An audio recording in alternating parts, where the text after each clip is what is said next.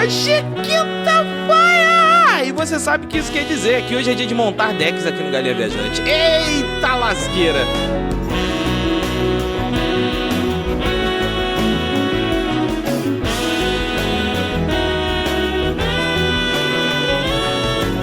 Chegamos.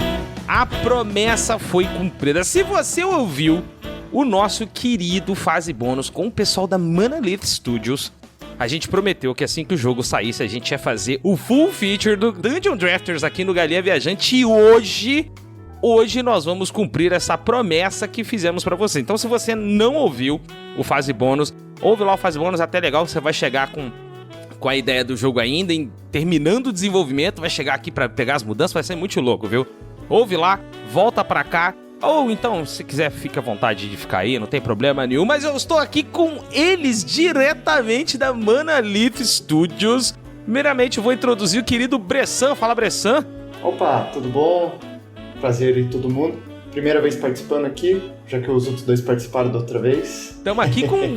Vocês já ouviram também, né? Da mesma forma que eles já vieram aqui, agora vamos aqui hoje realmente bater nos devs, porque essa é a ideia, né? A gente chegou à conclusão de que dev gosta de fazer a gente sofrer, né? Então hoje nós vamos descontar tudo isso aqui. Eles já conversaram com a gente antes, o Demo e o Fressato. Fala, rapazes! Salve, salve! É uma alegria estar aqui de volta, poder falar do jogo. Eu amo falar do Dungeon Drafters. E, enfim, tô muito feliz de estar aqui de volta. E eu sobrevivi ao lançamento do meu jogo. Então voltei aqui vivo. Olha, eu vou questionar isso aí. E aí, pessoal, tudo bom? Fressato aqui. E eu diria que o Demo sobreviveu num nível extremo, assim, sabe? Ele tava exilado numa ilha com uma bolinha, com a mão dele, assim, pintada com a cara, assim, pintada, que ele tava deitado na cama dormindo esse tempo todo. Nossa, pesado, hein? Lavação de roupa suja aqui no Galinha. Vai se criando um clima terrível. Começou mal já, gente. Cancela isso. Tô brincando, gente.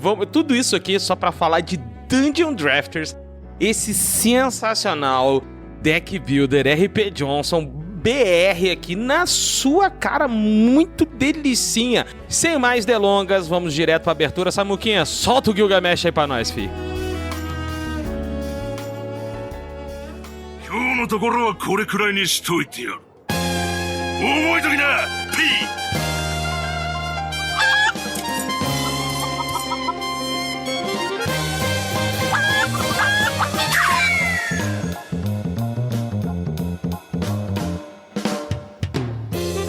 Agora, mais uma aventura da Galinha Viajante.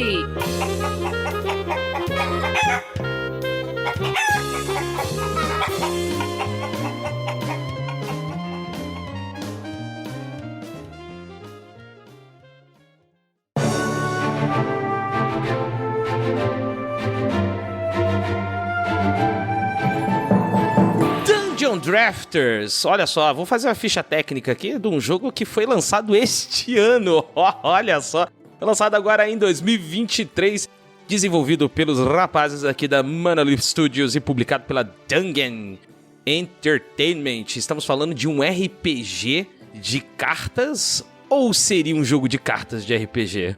Fica esse questionamento pesadíssimo aí logo no primeiro bloco, hein, pessoal? E eu queria já abrir esse nosso primeiro bloco, primeiro introduzindo o mundo, né? Vamos falar um pouquinho do que a gente vê e do que a gente, entre aspas, ouve em Dungeon Drafters, né? Vocês chegaram falando aqui que não entraram muito nessa parte no desenvolvimento, não foram vocês que escreveram e desenvolveram o mundo, né? Mas até onde que vocês tiveram esse ponto de vocês opinaram? Como é que foi esse lance com a criação? Porque a gente tá diante de um mundo muito rico aqui, gente. Muito rico, cara. É um mundo com bastante coisa. Eu posso dizer que talvez aqui dos três, talvez acho que eu que estava mais próximo disso, muito como o artista líder do jogo. Eu acredito que a gente sempre deu uma opinião, todo mundo junto assim no começo, mas depois foi meio que um colega nosso e o Bressan que guiaram o que era o mundo. Muito quem escreveu, né, toda a lore foi o Bruno Bulhões. E no caso, eu, como estava trabalhando muito na arte, eu acabei muita coisa que a gente fazia no processo de desenvolvimento do lore foi um jeito meio não normal, porque muitas vezes eu desenvolvia certas artes de ideias que a gente tinha de design do jogo em cima. Então, no caso, todo mundo dava pitaco em design de coisas que a gente queria que o jogo tivesse. Eu fazia a arte, e o Bruno muitas vezes pegava essas coisas do processo da arte que eu criava, eu pirava em cima, e ele tentava encaixar isso dentro de um lore, e até mesmo com um gameplay. E o Bruno sempre foi alguém que defendeu a ideia de questão de narrativa dentro de jogos, o mundo ser conciso, né? Sim. Por si só, ele não se tira sarro, ele não tira sarro dele próprio, ou não tenta parecer que ele é uma piada dele mesmo, ele não se leva a sério, o mundo se leva a sério por si só. E a gente sempre tentou explorar isso, mesmo que o Dungeon Drafters seja um jogo cheio de referências, cheio de homenagens que a gente faz a jogos antigos, a gente sempre tentou fazer o jogo se levar a sério por si só, dentro do próprio mundo dele, os personagens se levam a sério dentro do mundo. Mesmo às vezes você tá andando lá e você vê um certo aventureiro de cabelo vermelho que volta e meia quebra um navio e aparece, sabe, numa franquia meio grande. Ok. Então, assim, essas coisas dentro do próprio mundo os personagens levam com seriedade, mas a gente como jogador vê visualmente que elas não são sérias. Mas quando você lê, você vê que o mundo é concreto, ele é físico, ele existe. E até mesmo dentro da arte eu tento levar essa seriedade também para dentro do jogo, porque não é legal você jogar um jogo que às vezes você só vê e recebe uma informação, muitas vezes que está sendo tirado sarro, que você está assinando um contrato não físico, que você vai levar a sério aquele mundo de fantasia, e o jogo tira sarro, né, da sua situação ali naquele momento. Então, tem uma palavra que eu gosto para definir esse tipo de se levar a sério. Acho que é melhor do que dizer que o mundo se leva a sério, é que ele é genuíno, né?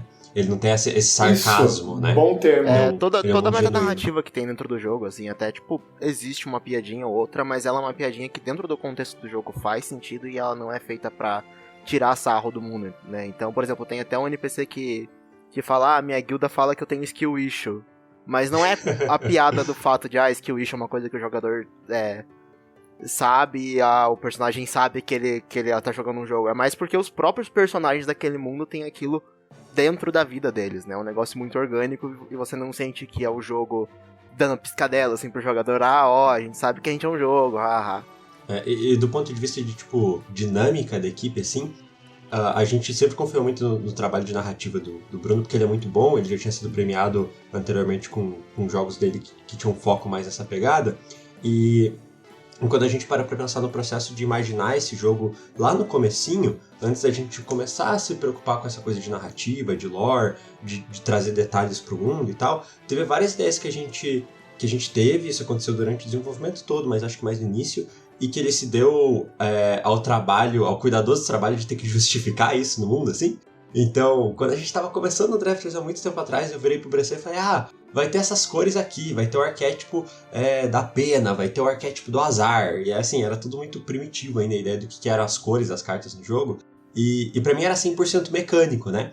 E aquilo, em algum momento do desenvolvimento, ia passar pela preocupação do Bulhões de como justificar, de como, enfim, enriquecer aquele elemento do ponto de vista de narrativa dentro do mundo, né? Eu dei o exemplo dos arquétipos porque, pra mim, foi um elemento que eu pensei como puramente mecânico, e eu assisti aquilo ao longo do desenvolvimento ganhar lore, né? Acho que os bosses também foi parecido. Cara, a gente primeiro tinha fantasia de, vamos fazer um dragão, e ela na verdade não fala dessa desgraçada ainda não. A gente vai ter um momento do programa só pra tiltar dessa desgraçada aí, tá? Fica tranquilo.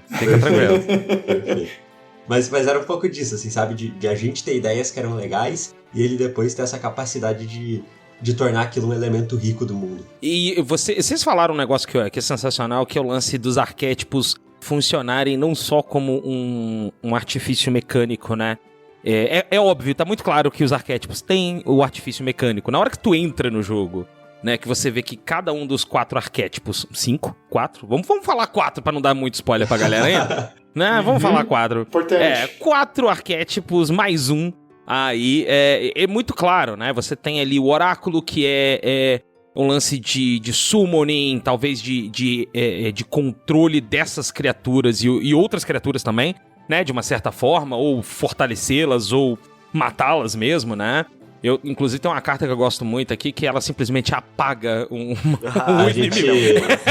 É a carta do Thanos. É a carta do Thanos. É a carta do Thanos, né? Sim, ela essa só carta apaga. veio depois do Infinite War, né? E daí a gente ficou tirando sarro desde o começo dela, aquela carta do Thanos. Ela só apaga o inimigo, é muito bom. Eu acho muito engraçado quando tem um inimigo na sala, eu entro, eu uso ela, fico, beleza, vambora.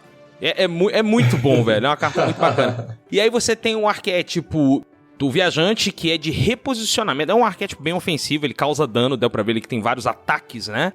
Diretos, vamos dizer assim, mas ele tem sempre o lance de você se posicionar pra tirar 100% da carta, ou se reposicionar como um efeito da carta, né?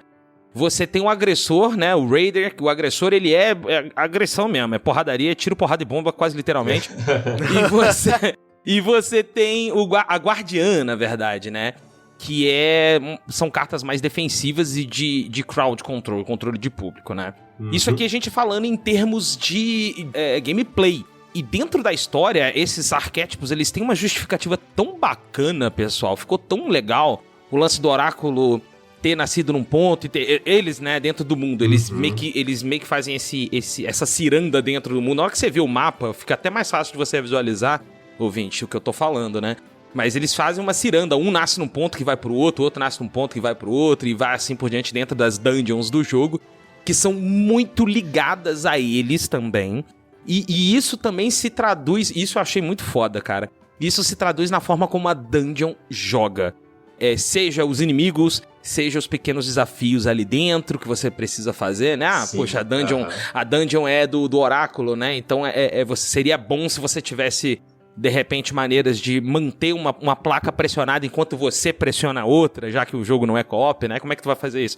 Invoca um slime ali, sei lá, dá um swap com um objeto, enfim, existem várias formas de você fazer isso. Isso tudo é conversado de uma maneira tão bacana dentro do jogo, de uma maneira tão bacana que parece natural. Muito embora vocês tenham o tutorial ali que dá o pop na tela, explicando o básico pra você, o restante parece natural que você entra, por exemplo, sei lá, no Encalhe Esquecido, né, na parte dos navios, que é um lugar onde a gente vai utilizar um pouquinho, talvez um pouquinho mais de oráculo, já que foi se eu não tô enganado, o ponto de nascimento do oráculo. Não lembro na lore agora. Uhum. E aí, isso fortalece com que você precise usar cartas de oráculo ali pra poder conseguir resolver os puzzles ou até mesmo vencer os inimigos. Ficou da maneira tão natural que às vezes, assim, só por eu estar entrando num local, eu falo assim, bom, esse local aqui, com certeza eu vou precisar usar cartas do tipo X ou do tipo Y pra passar do puzzle. Ou então eu vou ignorar o puzzle, porque meu deck atual não vai conseguir resolver da maneira mais satisfatória. Ficou muito redondo isso, velho. Ficou muito da hora. Eu fico feliz de você ter percebido isso. Pois porque eu também. O jogo ele sempre manifesta coisas em vários momentos. Eu acho que o Dungeon Drafts é um jogo um pouco sutil, assim, na maneira como ele comunica certas coisas. Sim. E esse aspecto de lore é muito sutil, assim, e você se dá o trabalho de consultar as lores, de entender o que são essas figuras do arquétipos, de ver que eles são relacionados às direções, isso é muito bonito. E agora, pra terminar de explodir a tua cabeça, já que você gostou dessa parte do jogo, vamos falar dessa parte do jogo então, já que você tá empolgado, né? Amande! A parte mais legal, pra mim, mais bonita, é quando você repara que ele é um jogo muito sistêmico, né? Então ele é esse jogo que as cartas têm regras, essa carta funciona assim, assim, assado, ele é um jogo que tem os tiles, então ele é um jogo muito regrado na maneira como ele funciona enquanto um jogo sistema. De fato. E essas figuras dos arquétipos, relação às direções, norte, sul, leste e oeste, é uma relação entre os arquétipos de maneira extremamente cardinal. Então eles obedecem muito às regras e os sistemas do jogo. E eles têm essa relação muito forte justamente com a posição. O mundo ele é ordenado de maneira cardial, né? Porque são esses quadradinhos que vão pra frente, pra baixo, pra esquerda, pra direita. Não é como se o jogo fosse um tático hexagonal, por exemplo, que tem mais direções, né? Uhum. Tudo obedece essa filosofia de que o mundo é ordenado nessas 4 direções. Até você reparar que não é só isso. E de repente existe algo além dessa interpretação do mundo de que tudo são essas 4 direções e de que as regras são fixas. Existe uma quinta peça nessa história que que, tipo, muda completamente a maneira de você achar que tudo é regrado, que tudo é perfeitinho, sabe? E essa é a minha parte que eu acho mais bonita dessa história. E é justamente o suposto quinto arquétipo, né, que nós estávamos falando aqui, que ele entra quebrando a rigidez, né? E isso é até falado na cena de abertura. Fala, o que é a rigidez dos quatro, e os santos, pipipi, popopô. E de repente entra um falso arquétipo, um outro arquétipo, enfim. Fala assim, não, eu tô afim de fazer aqui um RNG aqui, sou o RN Jesus e estou chegando aqui para lançar números aleatórios na sua tela, né? E lança mesmo, que até as cartas desse... Gente, spoiler, gente, ó, desculpa, tá? Mas tem carta do quinto arquétipo, viu? O caos, é o caos, é isso aí. Uhum. E até as cartas dele jogam dessa forma, né? Mas não só isso, ele como um todo, ele representa essa como se fosse uma variação, né? Uma coisa meio de infectar, sabe? Você vê ali que tem cartas que, se ela não fosse do quinto arquétipo, ela com certeza seria do oráculo, porque ela invoca um bicho. Ela com certeza seria do agressor, porque ela causa um dano. Mas ela causa um dano, porém com um pouquinho de azar, você que toma o dano. Porém, a criatura pode não te obedecer, e por aí vai, né? Entre as muitas cartas lá. Isso é muito foda, velho. Eu gosto de um termo que a gente usa dentro do próprio jogo pra comunicar... Os próprios NPCs, eles comunicam o Stranger, né? Com esse termo que ele quebra a ordem. E ele tem essa característica de quebrar essa ordem. É uma subversão, né? Exato. Até num nível de spoiler aqui, continuando, tem muitas cartas de Stranger que eu não sei se você chegou a encontrar, onde a gente brinca com a ideia até de misturar temas dos arquétipos, assim, sabe? E eu acho que apresenta muito essa ideia dele quebrar as regras do mundo, né? E tudo é muito, muito divertido nesse arquétipo de subverter, porque agora há pouco a gente tava falando das 4 direções, e como é legal os arquétipos terem direção. E onde que tá o espaço pro quinto arquétipo nessas 4 direções, né? Ou qual que é a quinta direção? Se tem norte, sul, leste e oeste, sabe? Exato, então tem várias coisas divertidas, assim, de tentar entender o que é o estranho e o que as cartas dele servem, se ele é moralista, se ele é do mal, se ele só é diferente, se ele subverte. Essa pra mim é toda a brincadeira do arquétipo. É muito louco, né? Porque quando você pega ali na enciclopédia, vai vendo as runas, né? Mostra ali as palavras-chave ligadas a cada um destes arquétipos, né? Aí você tem o oráculo, que é da paciência, controle, introspecção ali, né? E sabedoria. Aí você tem o agressor, que é obviamente agressão, ofensividade, força, confiança. E aí vai. Aí na hora que tu chega no Stranger, tá escrito aqui, ó. O arquétipo do caos, crescimento, sorte e criatividade. E aí você começa a ter uma discussão filosófica que eu jamais imaginei que teria num card game, um RPG de card game, que é... Cara, será mesmo que esse camarada é vilão? Ele só porque ele quer sair do status quo, ele é vilão? Porque aí você começa a falar assim, bom, o vilão então quer dizer que é um ponto de vista, provavelmente, né? Afinal de contas, ele só quer quebrar o status quo, ou às vezes ele é mesmo só um prisioneiro da própria jaula de poder incomensurável e caótico dele. É isso que ele é, o Stranger, né? O Stranger, ele é simplesmente o caos, a loucura, dedo no cu e gritaria, que é basicamente o que as cartas deles fazem, né? As cartas do Stranger é tudo dedo no cu e gritaria, não tem jeito. Não tem jeito. Eu não sei se você chegou a interagir, mas tem a tiazinha moralista na praça, né? Verdade. Que você chega pra falar com ela, ela fala, você não quer que eu purifique todas as suas cartas do estranho? Sim. Eu fiz essa besteira. Tem a tiazinha moralista da praça, cara. Eu achei que era só o booster, mas a desgraçada descorrompeu minhas cartas todas, cara. Eu falei, Sim. não! Mas você ganhou todos os dinheiros de volta do valor. Sim, foi por isso que eu apareci pelo com menos montes de mil de shards e pedrinhas verdes. Eu falei assim, gente, eu não lembro de ter ganhado tanto dinheiro nas minhas runs assim. O que aconteceu? Aí eu falei, cadê minhas cartinhas roxas? Não tinha mais cartinha roxa. Eu falei, não, vou falar mais com a tia. Até porque os booster roxinhos ficam mó bonito, cara. Eu gostei muito. Valeu. Ficaram muito bonitos. Aliás, deixa eu só tirar uma dúvida aqui. Demo e Fressato que tava com a gente. O Bressan é que é o tarado do vou fazer tudo sozinho? Sim, Esse ele cara, mesmo. o exército de um homem só. O exército de um homem só. Bom, pra quem não... Tristemente eu falo que sim.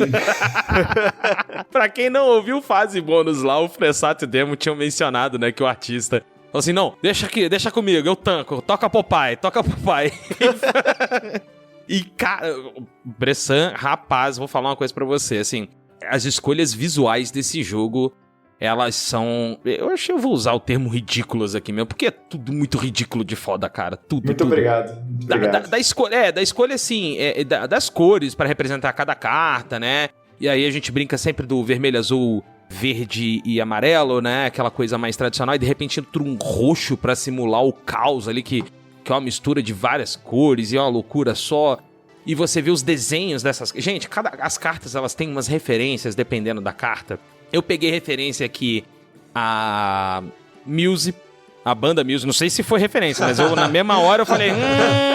Tem gente que tá ouvindo Muse aí, hein? Olha aí. Ou se não é isso, é o arrebatamento aqui acontecendo ao vivaço na carta Levitate, né? Que tem várias pessoinhas subindo. Parece muito a capa do Muse, né? O Léo, o músico da nossa equipe, ele tinha uma banda cover de Muse antes de começar a fazer música de jogos. Olha aí! As coisas se conectam. Olha aí! Tem o Chosen Undead do Dark Souls aqui no Fateful End, na carta Fateful End, né? Ele tá sentadinho esperando, só faltou ele dar risadinha. Tem um inimigo que ele é a cara do mistério do Homem-Aranha, cara. Vocês estão ligados qual que eu tô falando na biblioteca? O ilusionista, sim. O ilusionista, desgraçado também. Outro desgraçado, chato pra porra esse bicho. Eu vou falar que essa é realmente a referência do ilusionista. Ah, moleque! Pô, mas não tinha como não ser, cara. Até porque até o puzzlezinho dele, né? Você entra na sala e ele assim, ó, tem 4 meus aqui, mas somente um é verdadeiro. Quem sou eu? Cara, essa sala, ela foi feita sem sacanagem. Essa sala especial aí que você entra e tem tipo, uma brincadeira de espelhos e várias ilusões dele, ela ficou pronta 24 horas antes do jogo sair. Mas ela ficou. Fudendo. Assim, sério. A verdade é que ela existe desde o Kickstarter, mas ela ficou pronta 24 horas antes do jogo sair. Porque ninguém gostava daquela sala. Daí eu falei, cara, vamos fazer isso aqui direito? Ela era uma sala toda esquisita, assim, e o cara ficou pronto aos 46 do segundo tempo, aquela sala de ilusão lá. Caraca, velho, ficou... Olha... eu não liberei todas as cartas, são 305 cartas, ouvinte. 305 cartas. É carta, são hein? 305 artes diferentes pra você ir na sua cara. E assim, eu vou falar as referências sem dizer nome aqui, só pra vocês entenderem o nível das referências das cartas, né? Além de Magic the Gathering, que nós já vamos entrar nisso já também. Tem aqui Avengers, que a gente já falou da carta de apagar. Eu falei aqui agora do Muse. Tem Naruto. Tem fucking James Bond, velho. Samuca, é pra você, viu, queridão? James fucking Bond, Avatar, a Lenda de Aang, Tenchu. São referências que eu peguei aqui em arte, tá? Porque eu não vou falar do funcionamento ainda não. A gente vai ter um bloco só pra isso aqui, né? Do funcionamento de cartas, assim. Que elas por si só têm referências dentro delas também, que eu achei isso muito foda. Das 305 cartas, eu liberei somente 181. Então, assim... Mais da metade. Mais da metade. Mas tem coisa carta aí pra ainda. um caralho ainda pra eu achar, você tá entendendo? E a gente tava falando de lore, tem uma coisa muito massa, assim, eu me orgulho muito disso.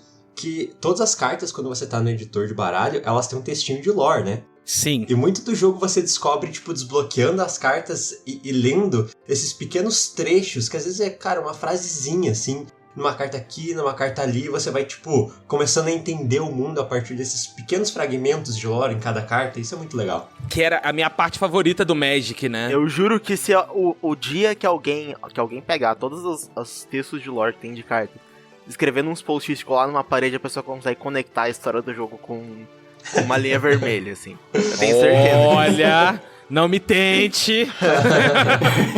Não me tente. Tem umas óbvias que são bem zoeiras. Por exemplo, tem uma carta que é uma das cartas de transformar em sapo e tá escrito Ribbit nela. É simples, é prático, é eficaz, né? Você transforma o inimigo num sapo. Ao qual existe uma outra carta que você transforma pessoas, inimigos transformados em sapo, você transforma ela em estátuas de sapo. Sim. E aí tá escrito aqui que ainda assim um traço do seu verdadeiro eu existe no seu falso. Eu falei, cara, os caras foram da zoeira mais ariariar as dorgas, assim, pra aula de filosofia mais puxada que tem dentro dessa descrição das cartas, fora a autorreferência, né?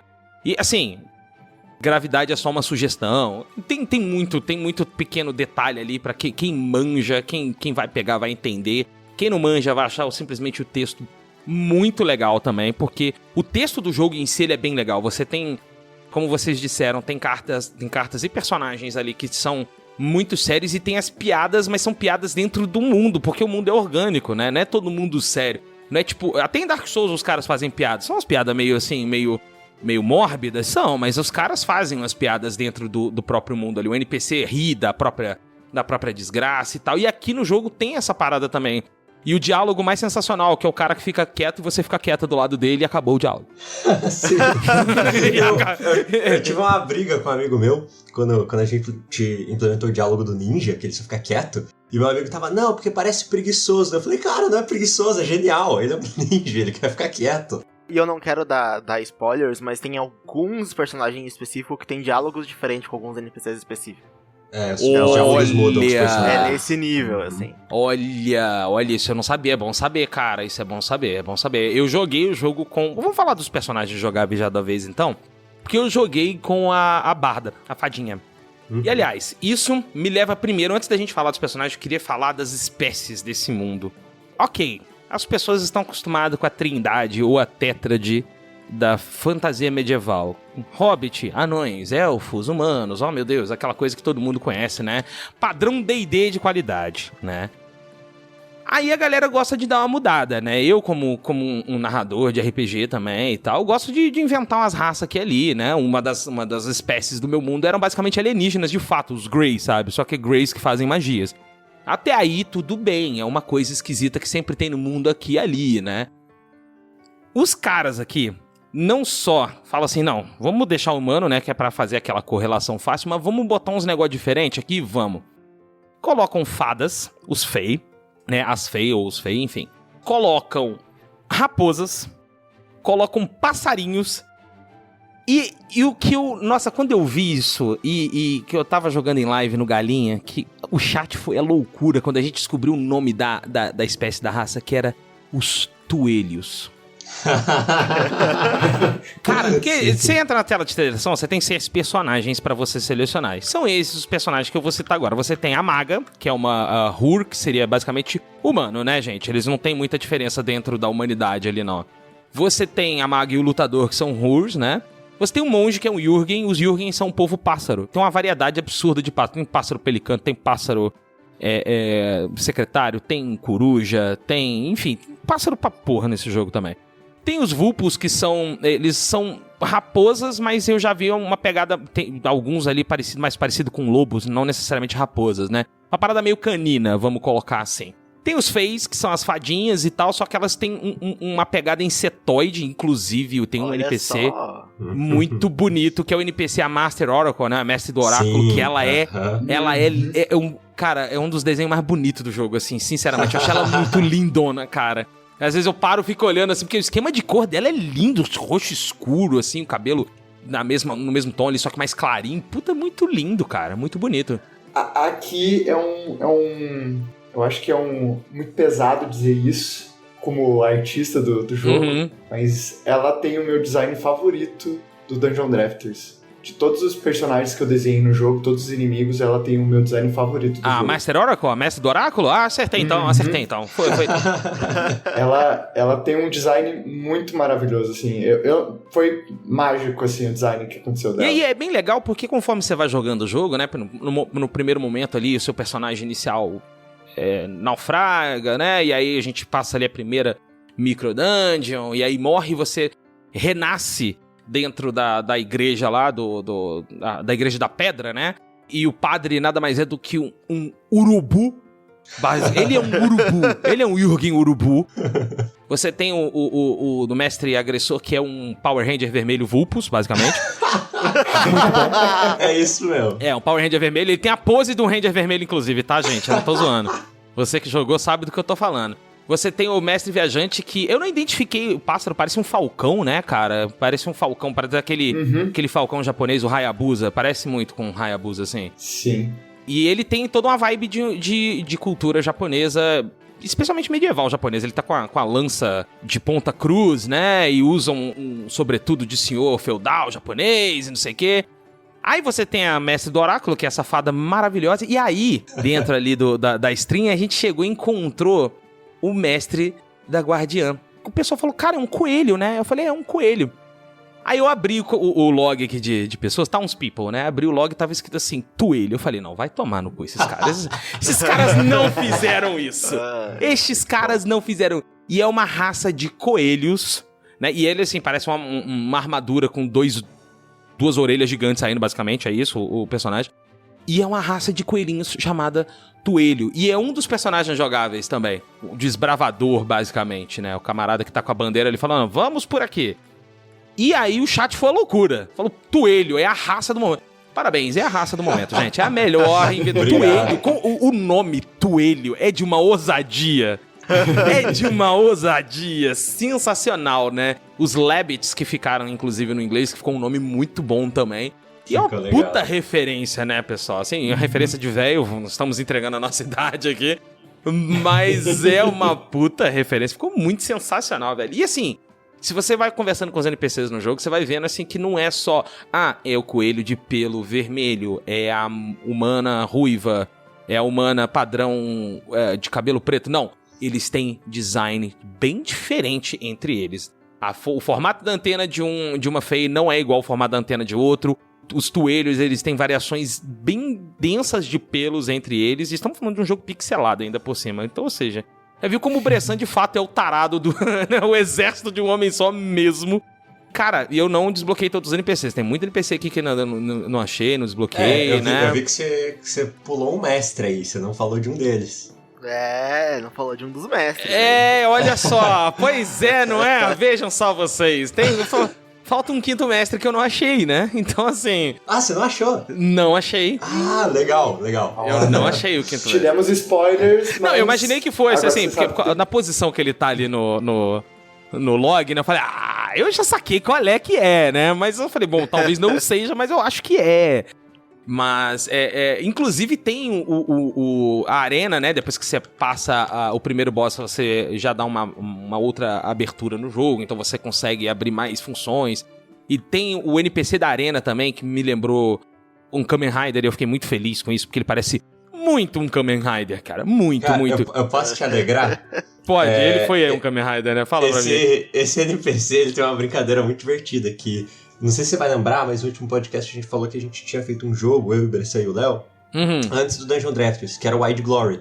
E era aquele jogo de pixel art de gladiadores, party game e tal. E esse cara nada mais é do que o personagem do nosso antigo jogo, que é o Gladius. Gladius, é o nome dele, velho. Se você abrir até no guia, tá escrito que o lugar dele é outro mundo.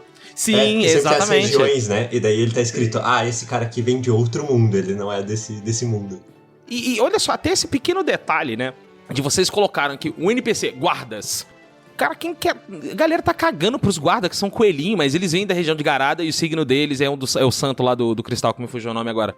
Que até isso, a lore do jogo tem esse ponto de riqueza que é muito bacana, né? O signo de cada personagem, que é um dos 12 santos, e os santos são discípulos diretos, vamos colocar assim, né? Dos arquétipos, eles têm um favoritismo pra um dos arquétipos, mas eles incorporam os 4. Né, de uma certa maneira. E a gente encontra os altares deles, né, pelo jogo, cada um faz alguma coisa diferente ali, uma manda os itens antes pra você, outro revela a dungeon inteira, outra te manda pro último boss e você que lute, né. Você pegou esse daí? Eu peguei 3 vezes em 3 personagens diferentes. E você fugiu do último boss em todas? Então, não.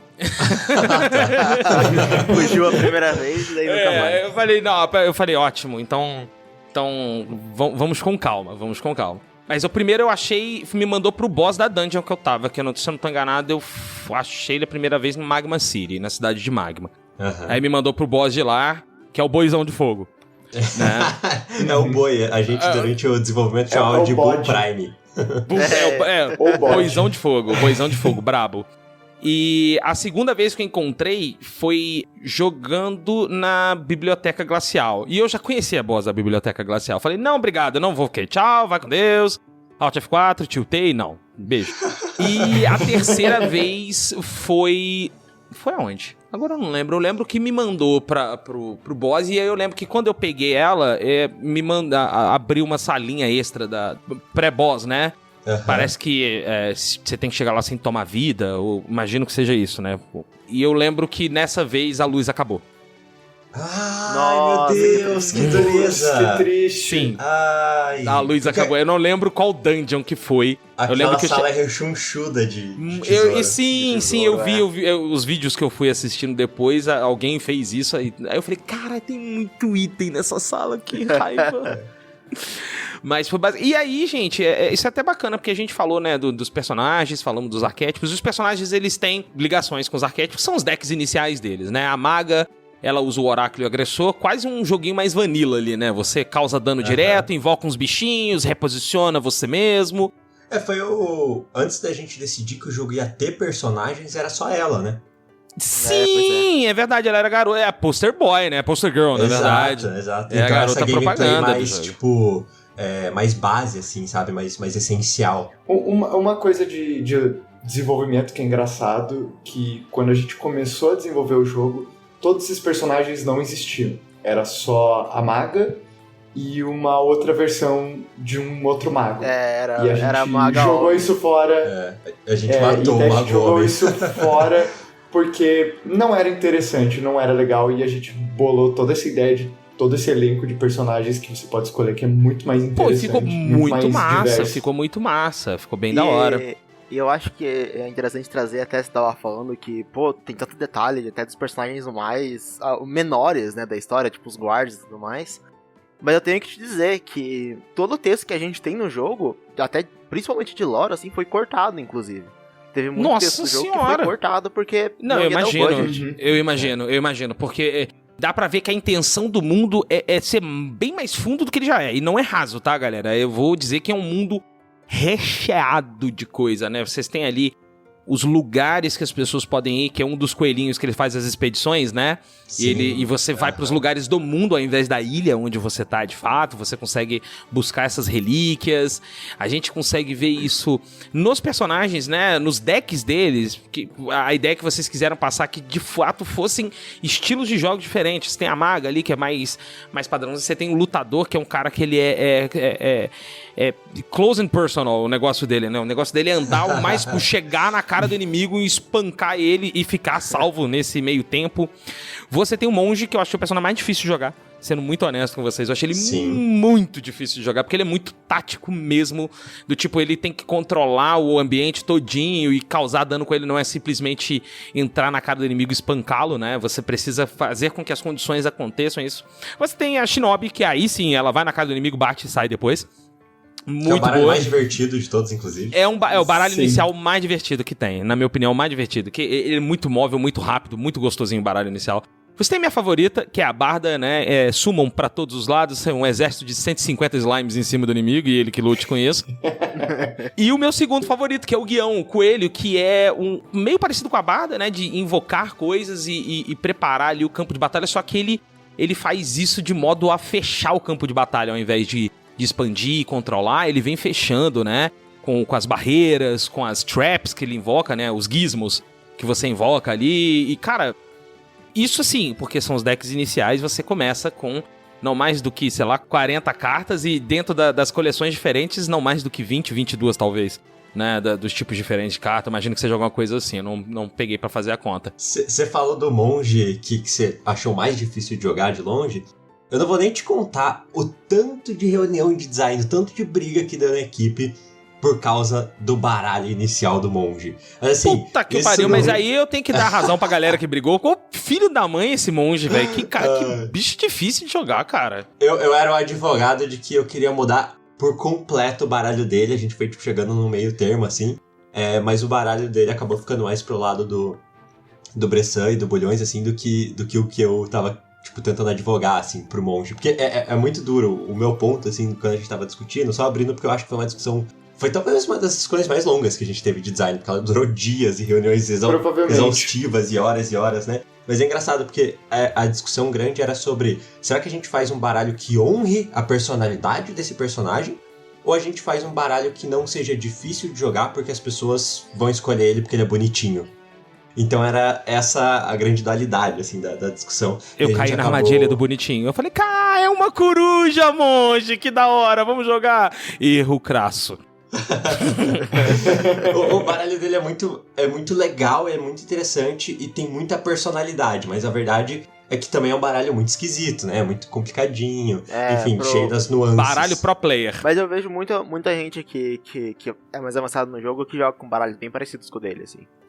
Foi a impressão que eu tive quando eu joguei a primeira vez, né? Eu falei, vou começar com esse deck aqui, me parece ser interessante, né? Na descrição dos personagens.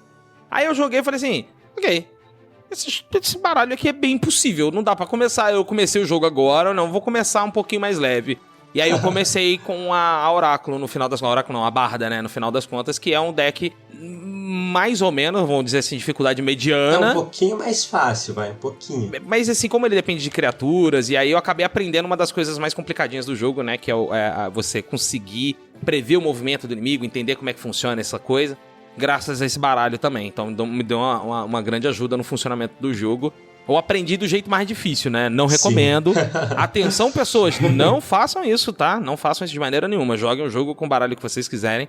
E se você não gosta de muita dificuldade, de um curva de aprendizado muito íngreme, pega o baralho da Maga ou da Shinobi, que são bem mais diretões, né? Eles são ir lá, causar dano, beijo, me liga. E funciona bem, que é de fato que é a proposta, né, do baralho. Exato. E outra coisa legal do jogo é que a gente tá falando desses personagens e dos baralhos essenciais, mas eu acho que é legal lembrar pro pessoal que tá escutando, independente do baralho que você e do personagem que você escolher no começo do jogo, pelo resto do jogo você sempre tem a liberdade de mudar completamente o baralho, né? Então é só um playstyle inicial. Exato, isso é uma parada que eu gostei muito, né? Que eu falei, será então o Dark Souls dos deck builders? Chegou aqui.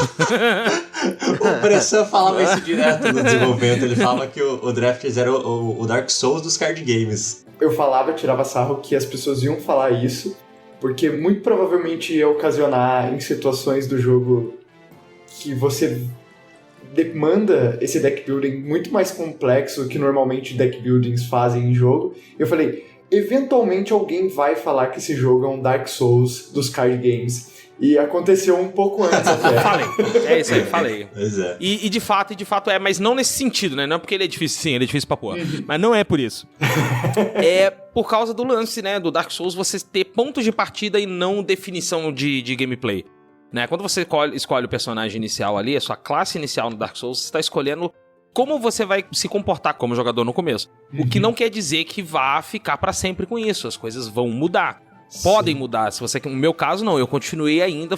Fui até pro full summoning, né? Fiz um deck full oráculo e vambora. Gostei muito mais de jogar assim. Agora, são escolhas e isso é bacana. Eu acho que é até legal do ponto de vista do game design, você dar essa abertura pro jogador, né? Você falar assim, olha, jogador, você vai começar com esse deck aqui, que é um deck de pular na cara do inimigo, espancar ele e sair correndo, mas você pode fazer um negócio mais pacifista, como é o caso do Monge, que é um deck extremamente temático, super a ver com ele mesmo. Pacifista entre aspas, né? Você vai derrotar os inimigos, mas geralmente você vai fazer o inimigo se derrotar, você vai fazer o inimigo, sei lá, bater nele mesmo, ou criar outras condições de vitória, que nem sempre é derrotar o inimigo.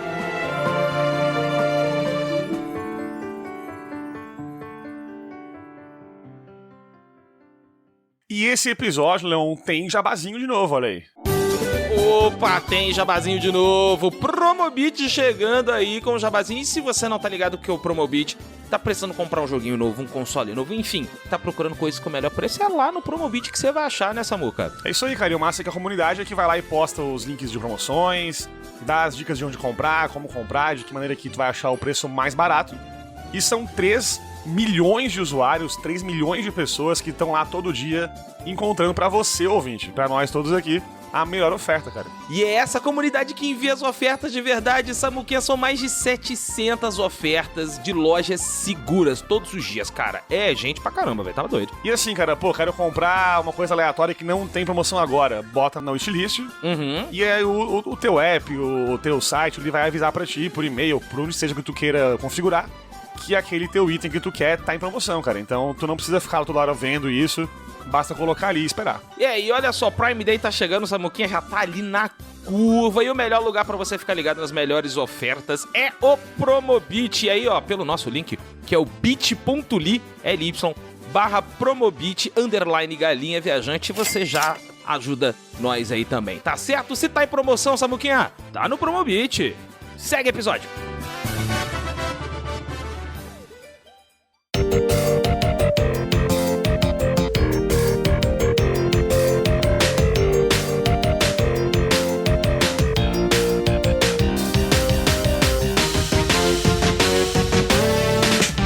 da gente falar de combo, eu quero falar do loop de gameplay do modo geral, porque quando eu joguei, eu senti que tava jogando um jogo Mystery Dungeon, assim, total. Estilo Chocobo's Dungeon, estilo Shiren the Wanderer, enfim, peguem aí a referência do jogo de dungeon que vocês quiserem. Mas eu tive muita pressão de que ele é um jogo cuja dificuldade escalona bem legal, mas ao mesmo tempo ele não deixa de ser extremamente difícil, porque eu achei ele um jogo bem difícil. Não extremamente difícil, não é impossível. Mas ele é um jogo desafiador, é um jogo que você não vai conseguir. Vou desligar o cérebro e vou jogar aqui. Você tá fudido se você fizer isso, mas você tá muito fudido. Você tá muito fudido Quando se você liga o piloto automático, você, caralho, por que eu tô com 1 de HP e tô numa sala cheia de bicho? Exato. Adivinha por que eu sempre fico com 1 de HP, cara? E daí quando você chega com 1 de HP, você começa a jogar naquele modo Big Brain, assim, né? Tipo, não, agora eu vou fazer 100% aqui no gameplay. Exato. Isso gera uns momentos... Esse jogo, ele tem muito momento clutch, que são fenomenais, assim. Eu assisto umas gameplays da galera chegando, tipo, com 1 de HP no Shrine, com 0 cartas do baralho no Shrine, coisas insanas, assim. Eu não lembro quem foi na live do dia do lançamento do jogo, quem tava lá, acho que não, eu não lembro se foi você, Demo, ou o Fressato, que tava assistindo. Era o Fressato. Eu falei, o Fressato mandou assim no chat, perdeu. E eu olhei, eu falei, realmente eu perdi, cara. É um momento assim, o gambito da rainha total, sabe? Dava pra você ver ali que você tinha perdido. Eu não sei como, eu virei o jogo, eu falei, Fressato, quem perdeu o quê, Fressato? Momento mais claro. 1 de HP, era 3 bichos, fiz os 3 bichos cair no buraco. Eu não lembro como. Em uma rodada eu fiz os 3 bichos cair dentro do buraco. Falei assim, e aí, bichos, tá vendo? Que é Big Brain, cara. Respeita aqui meus anos de Magic the Gathering, Imagination, Mystery Dungeon, Etrian Odyssey, que eu também sofri muito. Esse jogo, ele é difícil pra cacete. E eu tô vendo essas raízes todas nesse jogo, né? Vocês pegaram muito disso. Eu acho que Etrian Odyssey é mais difícil que Dungeon Drafters. Vou garantir que com propriedade, hein? Tá pau a pau, amigo. Não tá, não é? Eu vou aceitar isso como um elogio. Não, e foi. Porque o jogo, assim, dá pra sacar que a proposta do jogo, né? Às vezes a gente tem esse lance do jogo, tem uma curva mais acentuada de aprendizado e de dificuldade, mas ali no ponto da curva, no momento em que tu vai pegar a tua recompensa, né, de jogo, ou seja, desbloquear alguma parada, ou de repente... uma recompensa mesmo, de uma vitória mega clutch, porque o seu deck ficou redondinho e saiu do jeito que você queria aquele combo ali. E o jogo te favorece isso de uma maneira muito maior. E é uma escolha de design, né? Tem gente que vai se afastar do jogo por causa disso. A gente entende perfeitamente. O jogo ainda tem umas mecânicas ali, umas facilidades que vocês colocam pra trazer esse jogador também que não quer ser o membro da Guilda dos Combeiros Safados, como todos nós aqui aparentemente somos. Tem gente que só quer ali, de repente, conseguir jogar de uma maneira um pouco mais descompromissada. E vocês também colocam pequenos artifícios pra isso acontecer, em termos de escolhas de design, né? Como é o caso, por exemplo, de decks iniciais mais fáceis de jogar, como a gente falou no outro bloco. Mas o gameplay, de maneira geral, ele é um gameplay que ele já mostra pra você assim, ó, ou você faz uma escolha bem definida aqui, agora, sua run vai ser para o quê? Vai ser a run de matar boss ou vai ser a run de pegar tesouro? Porque fazer os dois é sorte, não é... Não vem, você que jogou, fala, eu fui na dungeon, eu peguei 7 boosters e matei o boss. Cagada. Valeu? Cagada. Cagada. Você não fez planejado. Você não fez planejado. Porque eu tive que planejar um deck pra matar um boss. Eu falei, não, eu vou fazer um deck especial pra essa dragoa, filha tua puta. Especialmente pra você. E mesmo assim, ainda custei pra matar a desgraçada. Então imagina se fosse uma parada assim, vou ampassando, né? Vou tentar aqui pegar o máximo de tesouro que eu puder e vou tentar matar o boss junto. Não rola, tá? A verdade é essa. Deixa eu explicar o gameplay loop pra galera entender um pouquinho, pessoal, e aí a gente discute em cima disso. O loop é basicamente isso mesmo, gente. Você vai numa dungeon, você tem várias salas, tem salas temáticas, né? A maioria são salas de combate, mas existem salas com pegadas específicas, né? Um puzzle, de repente uma sala pra você dar uma descansada e falar, graças a Deus, cheguei aqui. E, enfim, existem todas essas salas e cada dungeon tem um número X de andares, né? Geralmente 4, com exceção da torre maldita, que tem 153 mil andares e contando, tá? Até o último patch era 150, tô zoando. Mas dá pra caralho, tá, galera? Vai preparando aí. E dentro dessa proposta o jogo vai.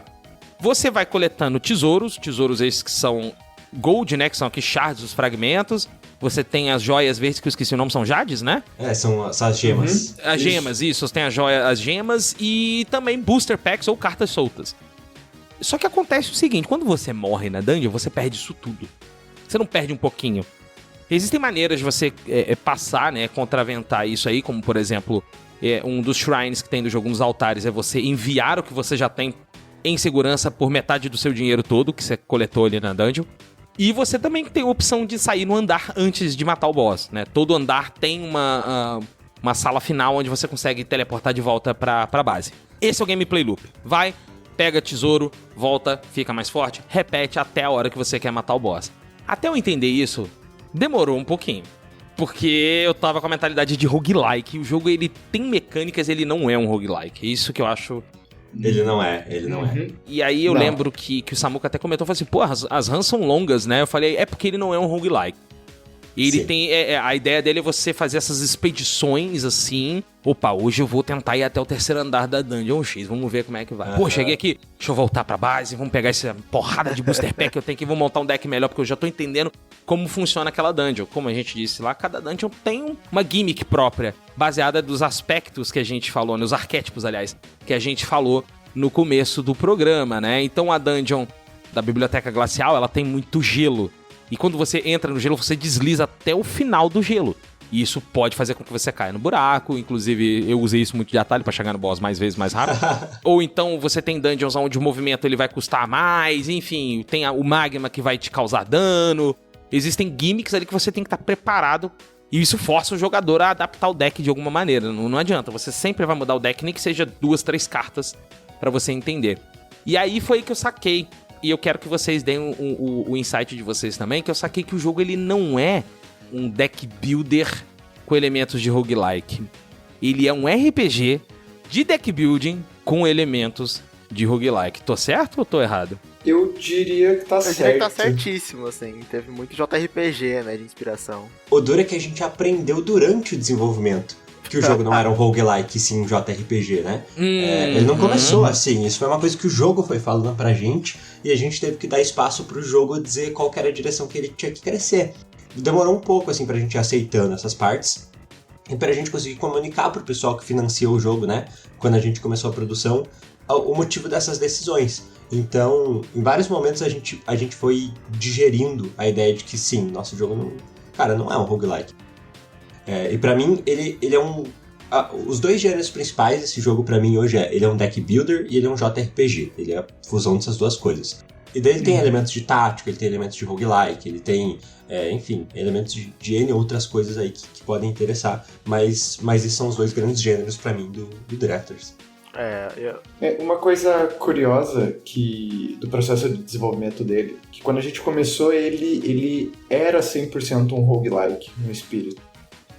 Você morria, você perdia todo o seu deck, e a ideia inicial dele era que toda run que você começava, você fazia tipo um drafting, como se você estivesse participando de um campeonato de drafting. Que virou um modo dentro do jogo agora também, né? Que virou um modo, isso. Exato. Exatamente. Exato. Só que, conforme a gente foi desenvolvendo, eu gosto bastante de Mystery Dungeon, eu gosto bastante de jogar Shiren. Eu acabei achando um Mystery Dungeon pra jogar durante o desenvolvimento que eu nem sabia que existia. Era Monster Gate pra Game Boy. E ele é basicamente Shiren, só que com deck building. Olha! Só que o formato dele é muito parecido com Shiren, no caso que as cartas são parecidas com os pergaminhos de Shiren. Então assim, você monta as suas cartas, mas elas funcionam como os pergaminhos de Shiren. Então você não é um baralho, você tem todas as suas cartas à disposição o tempo inteiro do jogo. E no caso do Drafters, a gente sempre quis fazer algo diferente. A gente queria essa sensação de que você estivesse jogando um Magic the Gathering, só que videogame. A gente queria essa experiência que o jogador tem, como a gente tinha jogando Magic, porque a gente sempre adorou jogar Magic entre a gente, e passar isso dentro do jogo, essa experiência. Então o jogo foi modulando para esse caminho que a gente sempre quis ir. Apesar que ele é parecido com o Shiren, a estrutura dele é muito parecida, você tem a cidadezinha, Sim. Você tem a dungeon, você vai e volta, vai e volta, vai e volta. Ele ainda acabou indo muito mais para um lado RPG, porque você tem muito mais tempo dentro da dungeon e muito mais tempo dentro da cidade Acho que a parte da cidade lembra muito mais Shiren do que a parte da dungeon em si. Então ficou um caminho muito mais próprio que o jogo tomou em questão de design do que para esses Mystery Dungeons. Então sim, o jogo é muito mais um RPG do que um Mystery Dungeon ou um roguelike no geral, apesar de ele lembrar muito mais um Mystery Dungeon do que um roguelike. Sim, e eu queria até adicionar nessa ideia que o Bressa trouxe de que a gente queria muito essa ideia de parecer que estava jogando Magic o videogame, né? Que existe uma review na Steam do nosso jogo que eu acho maravilhosa, que o cara fala: Dungeon Drafters é como se você fosse uma criança ainda, você abrisse um monte de booster pack, montasse um deck na sua mão ali em sua casa, fosse na casa do seu amigo lutar contra um monstrão que ele fez com os bonecos de D&D dele. Exatamente, sim.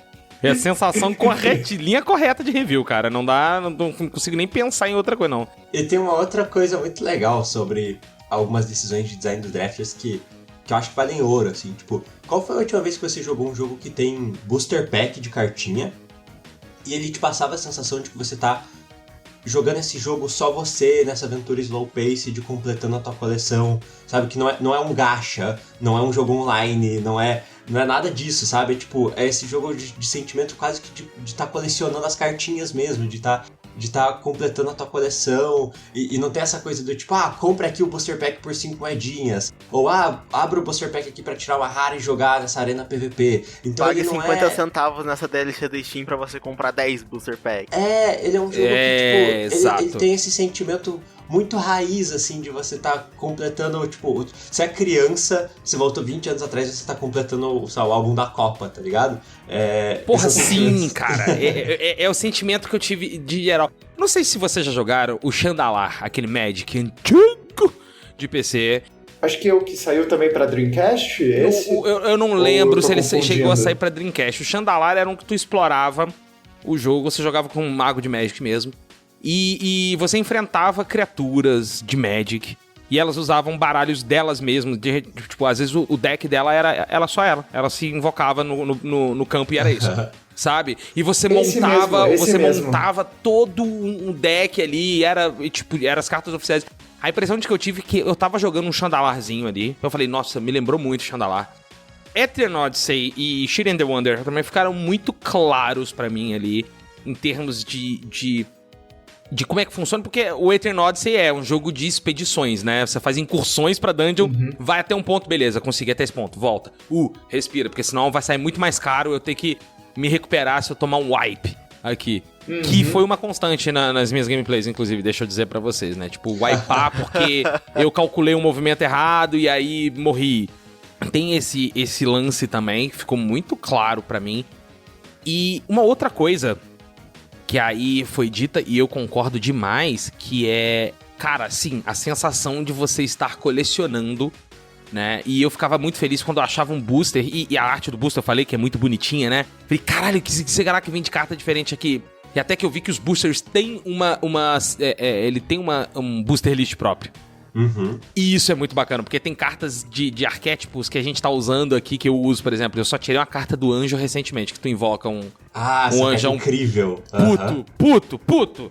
O anjo tá puto, ele não quer palavra com ninguém, ele só quer curar os outros e espancar os inimigos, cara. Esse som é sinistro. E eu desbloqueei ele e eu falei assim, cara, eu já tinha aberto tanto booster na dungeon tal, porque... ouvinte, sim, cada dungeon tem seu próprio booster. Deixa eu deixar claro pra você, se isso não ficou claro ainda. Mas cada dungeon tem um par de boosters diferentes. Tem, e aí eles favorecem um arquétipo ou outro, né, que tem a ver ali com a história do jogo, né? A dungeon da Cidade do Magma é do agressor e da guardiã. Então tem booster que vai favorecer um, booster que vai favorecer outro. E não é subestimando o trabalho de vocês não, tá, guys? Porque assim, a gente não espera a profundidade que vocês deram pro jogo. Cara, esse jogo é assustador. Eu estava imaginando um jogo menos profundo. Não vou mentir, eu estava. Falei, é um jogo que vai ser mais um roguelike de cartinha, óbvio. Opa, amei, sou eu. E não é. Ele é um negócio muito mais fundo que me pegou no contrapé primeiro, porque eu tinha que estar pronto pra um jogo que não era isso. E aí eu entendi que o jogo não era isso, e quando eu entendi que o jogo não era isso, eu falei, agora eu tô curtindo o jogo de verdade. Que foi quando eu comecei a pegar o lance de como montar um deck bem feito, Não que exista um deck ruim, mas existem decks que você monta de acordo com o seu gameplay, a forma que você quer jogar o jogo, né? Você quer mover os bichos pelo campo, você quer só dar dano e foda-se. E você tem deck pra isso tudo aí, né?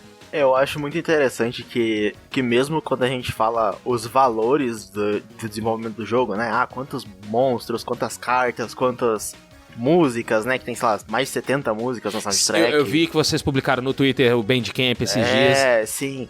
Eu acho que choca as pessoas já de começo, porque, pô, como assim um roguelike tem essa quantidade de coisa, né, e tudo mais? Só que ele ainda não dá a sensação que você tem quando você joga o jogo da profundidade de coisas que você pode fazer nele, né? Porque não são só 305 cartas, não são só 120 inimigos. São todas as combinações de todos eles juntos, de como eles interagem uns com os outros. Esse jogo, ele, igual você falou, você levou um pouco de tempo às vezes pra entender qual que era a proposta do jogo. E eu acho, de verdade, que o Dungeon Drafters, eu sempre falo isso, eu acho ele um jogo esquisito, tá? Ele não é muito parecido com os jogos que eu jogo. Tipo, você tava falando das suas referências, que é aquilo que você enxergou no Drafters, e tudo isso faz muito sentido, e não são jogos que eu joguei, sabe? E eu, trabalhei muito no design desse jogo. Pois é, eu quero lembrar que o Demo era o cara que trazia God of War como referência de design pro... A principal referência pro Dungeon Drafters era God of War, assim, de design. Bom demais, muito bom, Marquinhos, muito bom, muito bom. E daí, sempre quando eu olho pro Dungeon Drafters, eu tenho a sensação de que ele é um jogo esquisito, pra mim ele é um jogo estranho. E essas pessoas, as pessoas quando começaram a jogar Dungeon Drafters, ele é um jogo que talvez pra muita gente ele não funcione. E tudo bem, porque eu acho que se você é desenvolvedor indie, você pode comprar esse risco de fazer um jogo diferente, mais experimental, Sim. que seja mais único. Você pode arriscar isso justamente porque você é indie, você tem esse privilégio. Mas pro pessoal que esse jogo funciona, cara, a gente vê review na Steam do cara com 160 horas de Dungeon Drafters, sabe? É um jogo offline que não tem Steamworks e é um jogo que tem começo, meio e fim. E esse cara fez 160 horas desse jogo, sabe? Tem gente falando que pegou todos os achievements e tá jogando ainda. O cara fez Discord tudo do jogo que explode o jogo de todas as maneiras possíveis, assim. Sempre tem, né? Sempre tem. E você mesmo falou que você jogou 50 horas. E, putz, 50 horas é tempo pra caralho. Qual foi o último jogo indie que você pegou que tem começo, meio e fim? E você jogou 50 horas e sabe, você jogou 20, continuou jogando, jogou 30, jogou 40, jogou 50 e ainda tinha a sensação de que tinha muita coisa pra fazer, sabe? E ainda tem muita coisa pra fazer, ponto. Né? Esse é o ponto, que ele é um jogo que tem começo, meio e fim, ele não é um roguelite daqueles que você... a run do dia.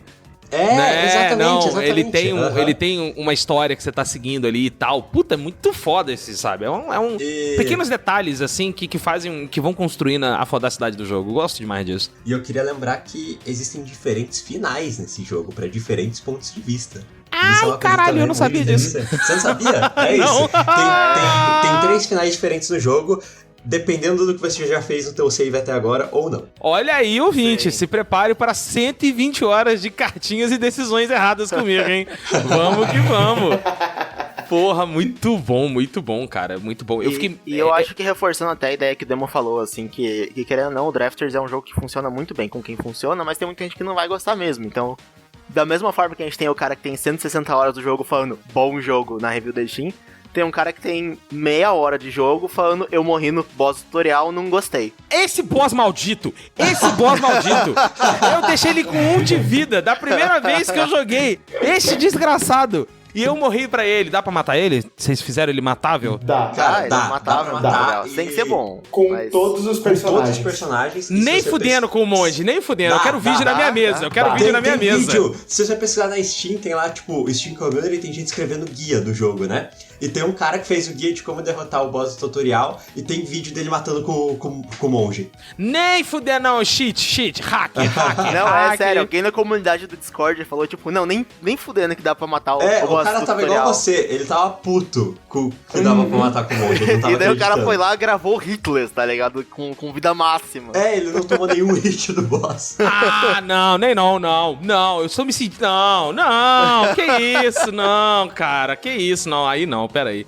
Não pode. Não, cara, humilhação o nome disso. Eu também me senti humilhado, porque umas 2 semanas antes da gente lançar o jogo, eu tava streamando, jogando, eu falei assim, Bressan, eu vou te dar uma aula aqui. Eu peguei a Shinobi, fui jogar o tutorial e eu queria mostrar pro Bressan matando o boss. E eu levei um espanco, e eu tipo, caralho, eu esqueci como mata esse boss. Eu sou horroroso. Eu também, eu fiz a mesma coisa, eu falei a mesma coisa que o Demo. E eu tomei um pau jogando Em algum momento do desenvolvimento eu sabia fazer essa luta e eu esqueci. Não é uma luta difícil, porque assim, ele é um boss ali que você consegue muito ver as ações dele. É muito simples, olha, ele vai fazer isso, agora ele vai fazer isso. E assim, quase todos os bosses são assim. Tirando um boss, que é o polvo, eu acho que eu quebrei o polvo com o meu deck. Eu falei assim, nossa, velho, eu quero me vingar de todos os outros bosses que me humilharam. Vou entrar nesse boss aqui como? Espancando ele, e de fato eu espanquei. Mas eu quebrei ele com lure, né? Que é o status mais apelão do jogo. Sim. Queria agradecer aqui a vocês por terem deixado o status tão roubado como o lure. Obrigado.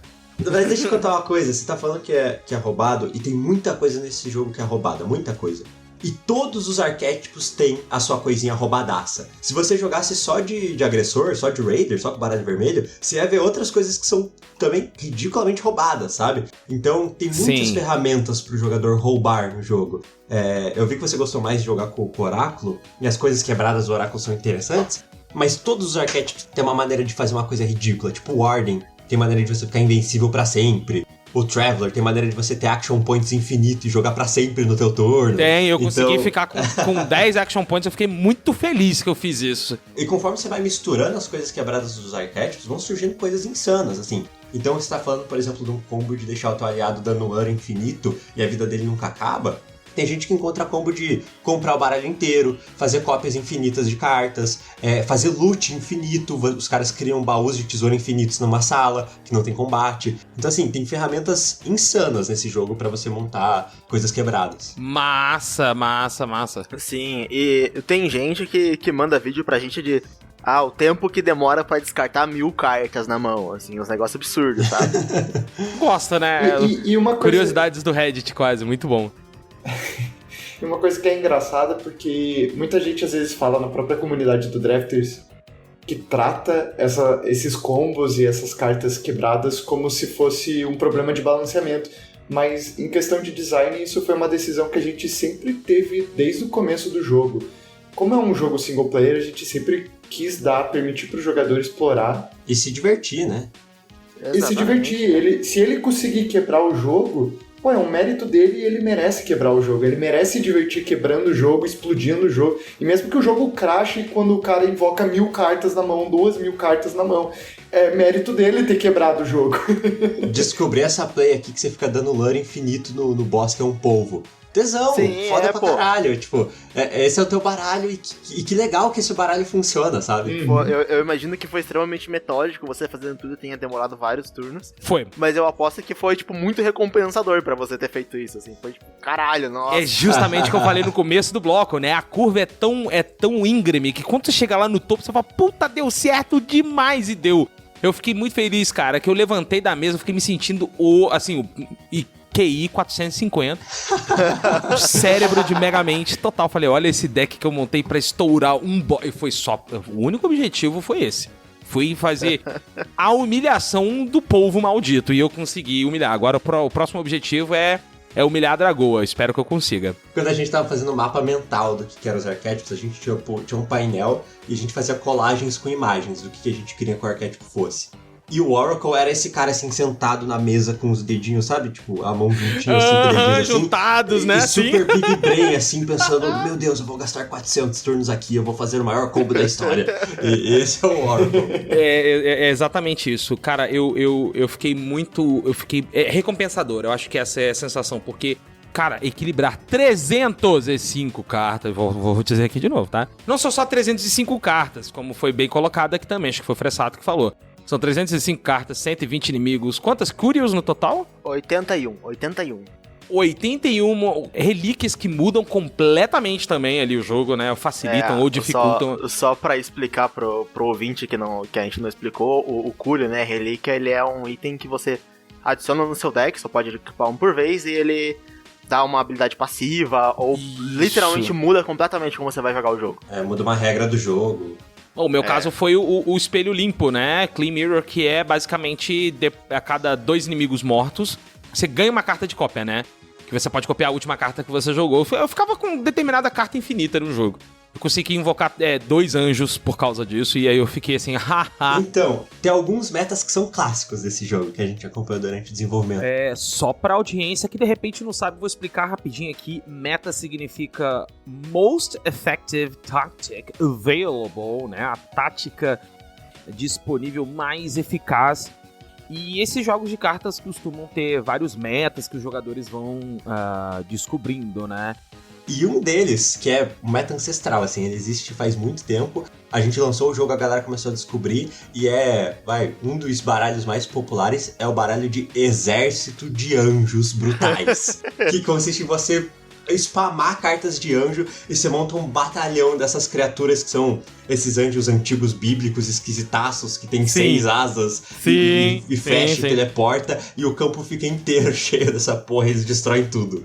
Eu fiz isso uma vez, eu deixei ele como último recurso, assim, porque é bem quebrado, senão eu ia achar sem graça, sabe? Mas eu fiz isso, eu consegui botar 2 anjos, eu só apertava Q, que passa o turno no teclado, pra quem não sabe, tá? Só o bicho ia lá, plau, splash damage, e cura, e bate em todo mundo, e não sei o que. O único bicho que ficou pau a pau foi com o Miasma, né? Miasma, ele é uma mecânica do jogo que vai, conforme você vai derrotando os guardiões das dungeons, o jogo vai ficando progressivamente mais difícil, né? Meio que te empurrando pra torre, pra você zerar o jogo logo. Pelo menos foi essa ideia que eu peguei, tá, gente? É isso. Então, isso. Porque meio a que, torre daí ela é imune ao miasma, né? Então as dungeons base vão ficando difíceis e uma hora elas equilibram no mesmo dificuldade da torre e daí você fala, então eu vou pra torre. Exatamente. E aí, teve um daqueles Blue Avengers, dos Vingadores Azuis lá, que ele foi afetado pelo miasma. Achei isso muito foda, porque até então o miasma tava afetando só o Shrine. Ele apaga um dos Shrines, o de vida, o de recuperar o deck, ou enfim, né? Ele dava pra falar assim, não, você não vai usar esse Shrine aqui. E aí, não apagou o Shrine, ele modificou o inimigo. Do nada, o inimigo virou um bicho com cleave, dano em área ali. Eu falei, eita porra, agora os anjos... Cria gelo, tem 3 escudos. O anjo sentiu um pouquinho ali. Ali ele falou, pera que agora eu vou... Pera que eu vou ter um trabalhinho aqui agora. Então, esses inimigos, eles são... eu não sei o quanto você explorou da torre, e também não acho que isso seja spoiler, mas eles são manifestações da torre, né? Então, começam a puxar inimigos da torre pra dentro das dungeons base. E uma coisa legal desse jogo é que toda vez que você acha que você chegou na receita de um baralho quebrado e que você tá usando esse baralho pra destruir tudo, provavelmente existe algum inimigo que foi especificamente pensado, que tá lá na torre, que a gente falou, esse cara aqui é anti esse playstyle. Eu percebi. Então, em vários momentos a gente brinca com, tipo, você tá se sentindo inteligentão, descobri a maneira de vencer tudo em Dungeon Drafters. E a gente, opa, ainda não. Falta um pouquinho. O que acontece se o inimigo te der um stun, não é verdade? Poxa vida, né? História da minha vida. Tem inimigo que dá sleep, que você perde as suas cartas de cópia. Sim, Dragoa desgraçada. Eu vou falar mal dela até o fim. Vocês são os malditos terem colocado um boss tão escroto, maldito. O problema não é ela, o problema é que ela fica invocando os bichos que põem sleep, cara. E meu deck é todo de cartas de cópia, mano. Você sabe que não chega nem perto de ser consenso de que ela é um boss difícil, né? Não, ela é meu Nemesis, eu sei disso. Tá. Ela é o meu Nemesis. É uma coisa com você, né? O deck dele é ruim de lutar contra ela.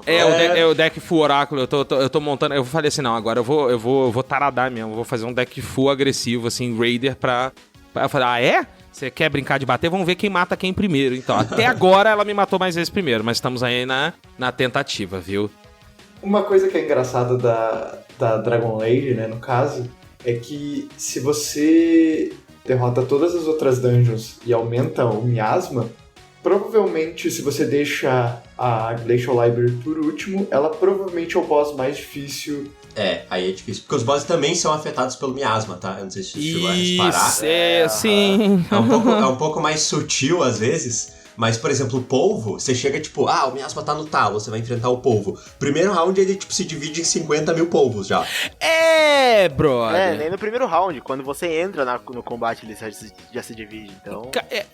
No caso da Dragoa Desgramenta, ela pegou, acho que uma habilidade chamada Escama do Milagre.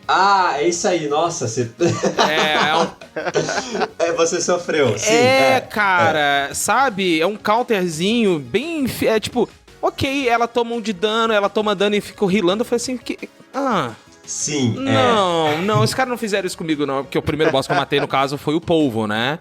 ela não tem essa habilidade no Miasma Zero. Não tem. Eu lembro que eu enfrentei ela com Miasma Zero, né? Eu falei assim, ela é um boss assim, bem assim, ela não se protege, sabe? Ela é tipo full taradona em cima de você, cuspindo, chama bicho, e aí invoca aquelas orbes explosivas, né? Às vezes ela fica dentro da range da explosão pra rir de você mesmo, que ela é uma arrombada.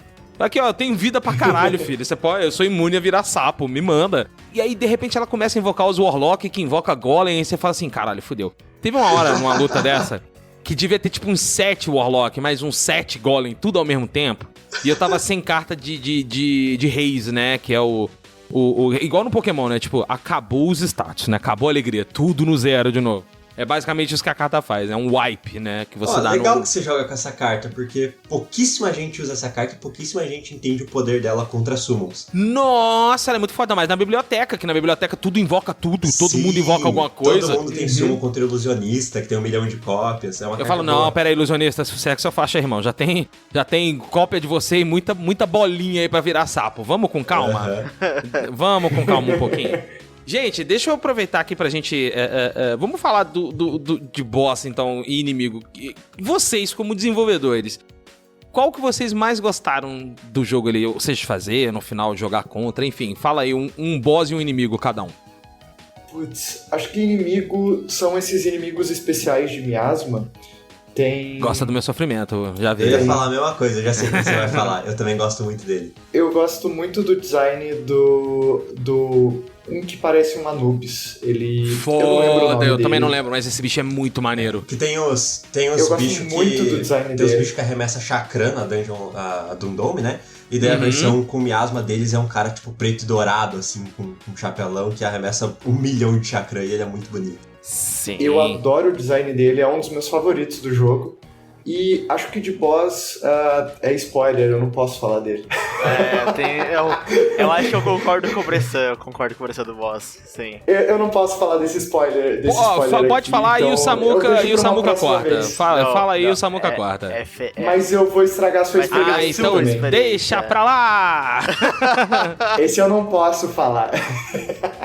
Mas quando você chegar nesse boss, provavelmente tem uma grande chance de você concordar comigo.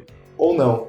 Mas eu acho que sim. Ok, estou curioso. É o boss que o Demo não tava na reunião de design dele e agora o Demo é o boss que o Demo odeia mais porque foi o que mais deu trabalho. Nossa, então, ó, você é game dev. Não falte na reunião que eles vão definir qual é o seu trabalho. Eu faltei uma vez das, 100 mil reuniões que a gente teve. Era a reunião discutindo uma batalha de boss específica. Eu faltei nessa reunião. Eu cheguei, 1 mês depois pra ler a documentação. Meu Deus do céu, não vou terminar isso daqui nunca. E foi divertido. É isso aí, Game Dev. Eu posso falar do boss final? Eu posso falar do boss final, né? Pode, né? Sim, ele tá no pôster do jogo. Tem uma coisa que você ia perceber quando você fosse jogar com ele, mas que é um detalhe muito, muito, muito divertido, tá? Que eu acho muito foda do jogo. A batalha contra ele é como se você estivesse jogando contra outro jogador. Ele tem 3 action points todo turno, e todas as ações dele são alguma carta Stranger que existe no jogo. É muito maneiro. Ele tem um baralho dele na luta final, e ele joga igual você, o baralho dele é pensado pra ter combos, ele tem cartas, e é uma brincadeira muito legal, assim, de design que eu gosto bastante. Fora que ele é o Dark Schneider, né? Sim, ele é obrigado por ter reconhecido. A primeira pessoa que reconhece a referência. Falei, caralho, bastante, fudeu, corram. É isso aí. Eu tô bolado agora que você tá pegando 90 vezes mais referências do jogo do que eu que fiz o jogo, assim, é meio triste. Que dureza. Eu fiquei procurando as referências de God of War, não achei nada, assim, no meu jogo. Porra, gente, vocês esqueceram. Que merda, cara. Cara, inimigos não tem mais cartas favoritas, aí eu posso falar bastante. Pode falar, então fala amanhã. Então vamos falar de carta. Cara, tem uma carta que eu sou apaixonado nesse jogo. Uma carta Warden, uma carta do arquétipo da Guardiã, que chama-se Twin Gems, ou Gemas Gêmeas. Puta, essa carta é foda, sim. Por que eu amo essa carta? O design dela é elegantíssimo. Porque você olha essa carta e caem 2 pedras. Isso. E é isso a carta. Tem carta no jogo que você compra 5, você cura 5, você causa 3 de dano, você invoca summon, você voa, você teleporta, e de repente você tem essa carta aqui. Caem pedras no cenário. Eu acho que é muito foda esses massa. elementos de design que eles te oferecem ferramentas criativas, sabe? De jogar em volta, de mudar o cenário, de planejar pathings diferentes, de, tipo, você sempre poder usar a carta de uma maneira um pouquinho diferente do que ela foi imaginada, assim. Em todo tipo de jogo eu gosto de kits criativos. Então, sei lá, eu tô jogando, não sei, Overwatch. Eu gosto da Mei porque ela pode criar um muro e não uma habilidade de dano. Eu tô jogando Street Fighter. Eu gosto do Dhalsim porque ele tem uma habilidade que ele fica voando, né? Como que eu vou usar isso na batalha? Então, eu sim, gosto muito disso também. Muito fã dessas habilidades criativas, assim. Muito foda mesmo. E tem uma outra, que é a Builder's Drive. Essa daí eu amo também, que também é uma carta Warden. Talvez você não tenha encontrado porque ela é uma carta meio rara. Mas ela é uma carta que você, tipo, você coloca um blueprint, assim, no chão. Então você joga um papel azul no chão. E você começa a fazer um desenho, assim, de como se fosse uma planta de algum prop que tá na sala. Então você clica num baú, e você clica num tile vazio, e você reconstrói uma réplica daquele baú naquele tile. Que então, da hora, mano. Você pode reconstruir réplica de qualquer prop do jogo. Então barril explosivo, caixa, baú de tesouro.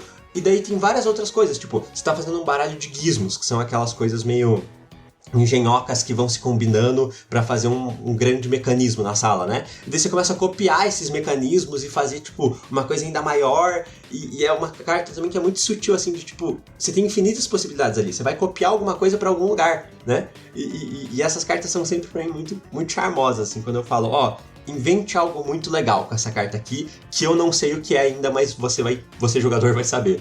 Brabo, apenas brabo, viu? Gostei muito. Falta o Fressato, né? Porra, difícil. Eu acho que eu concordo com o negócio de inimigo e boss que o Bressan falou, né? Eu gosto muito daquele Anubis.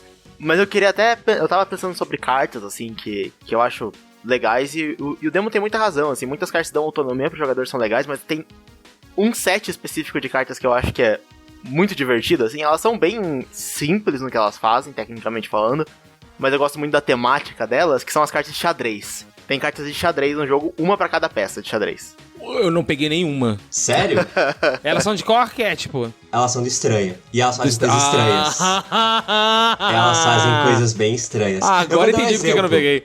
Eu vou dar um exemplo de uma delas, tá? Duas. Eu vou falar duas, só pra você entender a premissa. Tem a carta do cavalo, que é uma carta razoavelmente simples, que você ataca em L. Então você acerta o inimigo, e se você mata, você tipo pula pra casa que o inimigo tá, como se fosse um cavalo capturando uma peça, e você joga a carta de novo. Então você fica atacando em L e capturando e pulando de casas. Caralho, que da hora. Então tem essa carta, e daí tem a carta, por exemplo, do rei, que você spawna uma peça de rei no tabuleiro, e esse rei tem tipo 1 ou 3 de HP, sei lá, ele tem algum HP, e enquanto o rei estiver vivo no tabuleiro, você fica imune a dano pra sempre. Só que se o rei morrer, você perde toda a sua vida. Caraca, que da hora. Você faz essa brincadeira de tipo, agora proteja o rei, mas enquanto o rei tá vivo, você é imortal. Porra, que da hora a carta, velho. Tem muitas coisas legais. Fenomenal. Tem muitas coisas legais. Mas tem umas cartas muito loucas do Stranger, tipo, mudar a tua vida com seus action points, carta de você spawnar zumbis, carta de você spawnar um buraco negro no campo. Tem uma carta que você manda o inimigo pra outro andar da dungeon. Que você tipo pega ele e joga pra um andar aleatório da dungeon. Você não precisa enfrentar ele. Cara, eu lembro de ter lido essa descrição de carta. Tipo, você manda o cara pra puta que o pariu e você enfrenta ele depois. Muito bom cara, isso. Tem carta que você gasta shards pra causar dano no estranho. Então, assim, tem umas coisas bem esquisitas. Pô, bem da hora mesmo. E é engraçado porque a gente tá falando um pouco das cartas. E tem a gente tá falando muito do Stranger, mas tem uma carta que eu acho que merece um carinho especial, que é o Blink Strike. Essa carta Essa é legal. carta essa carta é meu xodózinho, porque ela é muito simples, mas ela é tão gostosa de jogar, ela é tão simples e tão funcional, ela funciona em qualquer deck, porque basicamente o que ela faz é você se teleporta e você bate num inimigo que tá adjacente a você. Se você matar o inimigo, você dá re-engage, que você pode reusar a carta gratuitamente. Então, basicamente, você fica pulando o cenário inteiro, matando os inimigos. Maneiro. Tem umas cartas Raider, não sei se você chegou a ver, que você, tipo, teleporta e você dá melee na sala inteira. Então, tipo, o player some, daí aparece um rastro dele voando na sala e ataca todo mundo e ele volta pra posição. Não vi isso ainda não. Tem umas coisas legais. Massa! Tem o meta de baralhos de melee, por exemplo, que você só vai na porradinha e só usa a carta de porrada, que é um meta legal também. Enfim, Maneiro. tem várias coisas. Uma coisa que eu queria perguntar, você comentou que a as dungeons têm salas diferentes, às vezes tem combate, às vezes tem puzzle, às vezes tem um lugar só pra você ficar de boa. Você chegou a encontrar salas de pesca no meio da dungeon? Eu queria falar justamente desse ponto agora aqui no gameplay, que é o último momento que eu até esqueci de incluir no roteiro. Que bom que você fez o gancho. Só é um RPG japonês. Aqui no Galinha, deixa eu falar pra vocês. Aqui no Galinha a gente tem marcas de um bom RPG. O que um bom RPG tem que ter? Um bom RPG, ele tem que ter música boa, ele tem que ter um sistema de combate redondinho e ele tem que ter pesca. Se não tiver pesca, ele não é um bom RPG. É sensacional porque cada dungeon tem o seu próprio ecossistema de peixes ali, né? Que vão aparecer peixes mais raros depois e pã. E você ainda consegue um boosterzinho se você conseguir pescar uma certa quantidade de peixes ali antes do tempo acabar. E, cara... Eu acho que é uma quebra de ritmo no jogo genial, assim. Total. Você tá ali, porra, QI 450 e de repente... Não, pera aí só um minuto que agora eu preciso ver aqui o melhor lugar para pescar. E bicho, que sensacional. É uma coisa que eu fiquei repetindo muito. A gente fala aqui no Galinha e isso é verdade. Pra ser um RPG bacana, ele tem que ter um sistema de pesca bom. Se tem um sistema de pesca bom, a gente sabe que ele é qualidade. Porque parece que todo dev pensa no sistema de pesca como um outro sistema tão bom que é pra quebrar o ritmo, mas fazer o cara querer voltar pro jogo, de novo. Uhum. E os jogos que tem um sistema de pesca bom, Breath of Fire, tem ali o Breath of Fire da Airship Syndicate, que me fugiu o nome, Battle Chasers, e que eles têm esses sistemas de pesca bem interessantes também, né, dentro ali do próprio jogo. É sensacional. Eu achei todas as salas, né, em todas as dungeons eu achei uma vez cada sala. Legal.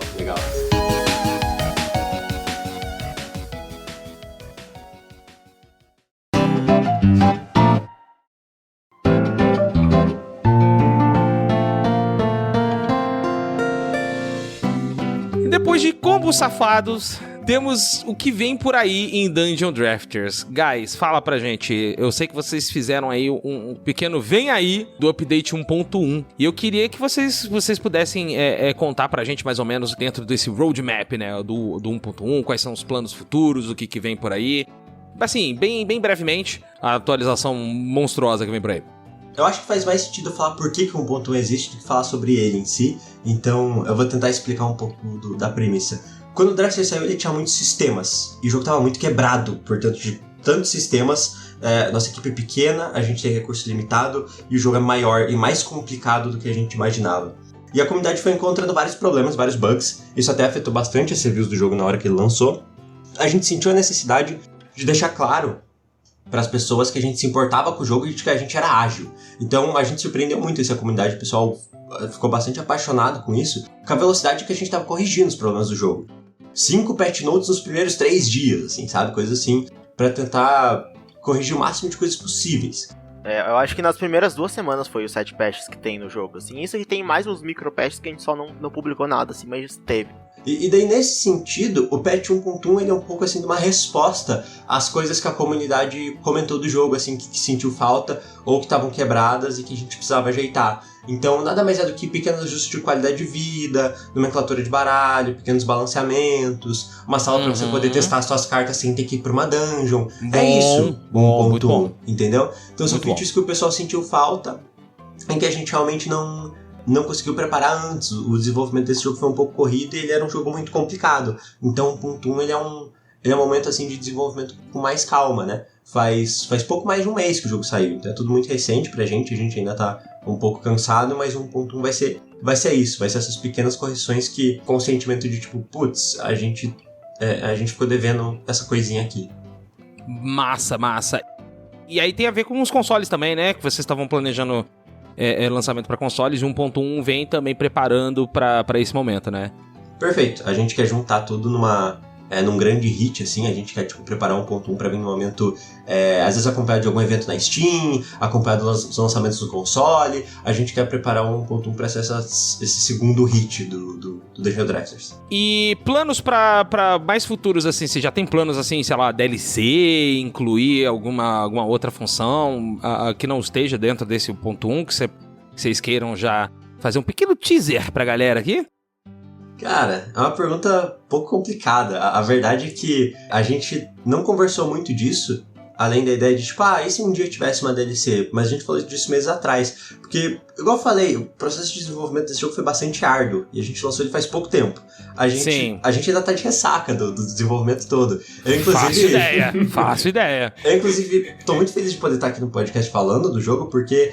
Pra mim, parte de matar o jogo é você poder falar sobre o desenvolvimento, né? Então eu tô nessa etapa que eu tô me recuperando e tô começando a falar sobre o que foi o Dungeon Drafters, como foi o desenvolvimento. Então a equipe ainda não voltou pra sentar, analisar números, vendas, discutir e falar vai ter isso, vai ter aquilo, o futuro é esse, o futuro é aquele. A gente tá descansando e eu acho saudável e daqui a pouco a gente vai parar e vai olhar as coisas com bastante calma e tomar decisões. Maneiro, eu acho maneiro. Que é legal adicionar que a gente ainda tem algumas coisas pra fazer relacionadas ao jogo que não é necessariamente o ponto 1, né? Sim. Então tem coisas tipo promessas de Kickstarter que a gente fez, tem até algumas features que a gente acha que vai ter que ser adicionada no tipo 1.1.1, assim, sabe?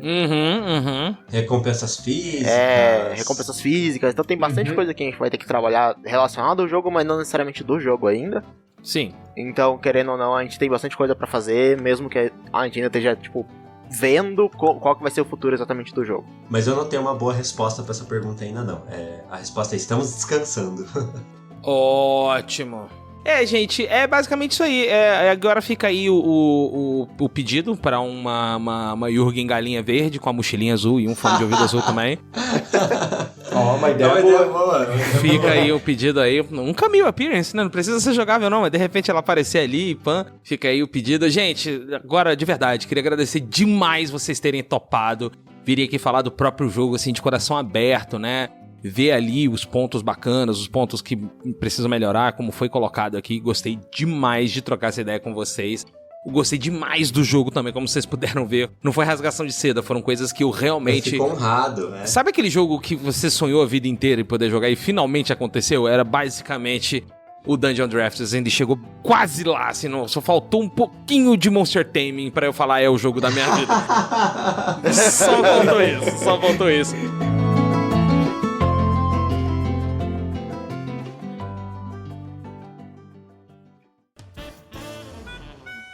Queria mais uma vez, então, agradecer a presença de vocês, guys. Muito, muito obrigado mesmo, caras. E se vocês quiserem fazer um jabazinho, até do próprio jogo, se vocês quiserem aí, fiquem à vontade, o palco é de vocês agora. Cara, não tem muito jabá não. O pessoal que tá escutando já conhece o jogo. Eu vou falar a mesma coisa que eu falei da última vez, que eu gosto muito de falar, eu gosto muito de dar palestra, enfim, falar sobre desenvolvimento. E é uma coisa que eu gosto no nível pessoal, assim. Então, me chamem pra coisa, sabe? Esse final de semana eu tava com o pessoal do Pong, lá do Rio Grande do Norte, falando sobre o jogo. E eu tenho sempre muita disposição, assim. Então, o pessoal já conhece Dungeon Drafters, não vou falar pra vocês comprarem, porque, enfim, o jogo existe, vocês sabem disso, isso pra mim já é... Comprem, seus putos! Comprem sim. Ignora o demo, comprem o jogo, por favor.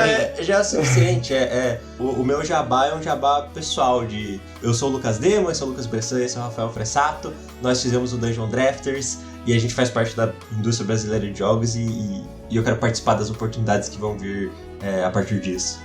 Eu faço as palavras do Demo as minhas. Tirando a parte que eu não faço tantas palestras quanto o Demo faz. Eu acho que de nós três, o Demo é o que mais sai pra falar mesmo, assim, mas todo mundo, pelo menos daqui, gosta, assim, de falar sobre o jogo e é só convidar que a gente provavelmente vai aceitar, assim. Os caras eles prontamente aceitaram participar aqui, ficaram super felizes que a gente resolveu falar do jogo, né, e tal. Então, mais uma vez, eu queria agradecer demais, cara, demais mesmo. Foi sensacional aí o papo com vocês. A gente que agradece, né? Muito obrigado. Muito obrigado. Foi muito divertido. Bom, galera, vamos encerrando aqui mais um episódio do Galinha Viajante, aqui agora com um baralho completinho e 60 cartas aqui agora. Tamo junto. Você que tem críticas, comentários, sugestões ou uma sugestão de carta pra enviar pra gente enviar pra eles, manda pra cast@galinhaviajante.com.br. Repito com certeza, Samuca, porque você colocou o repita aí na edição. Não. cast@galinhaviajante.com.br ou nas nossas redes sociais, em todas as que existem, inclusive até o Blue Sky, viu? Tamo junto, @galinhaviajante. Mais uma vez, vocês que chegaram até o final do episódio, muito obrigado. Vejo vocês na próxima quinta-feira. Valeu, falou! Valeu, beijos!